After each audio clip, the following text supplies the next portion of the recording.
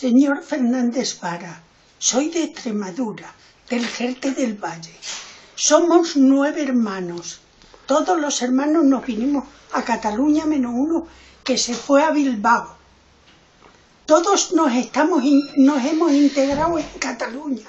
Nos han querido mucho. Hemos trabajado, pero se han portado bien con nosotros.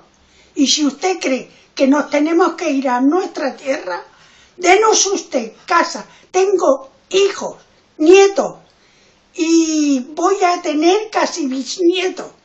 Y usted no me llevará a Extremadura porque a mí no me da la gana.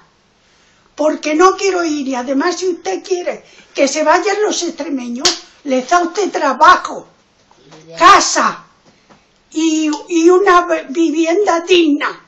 Y entonces a ver si habrá muchos extremeños que se vayan. Que no creo, porque en Cataluña nos han tratado muy bien. Hablamos catalán y nos hemos integrado.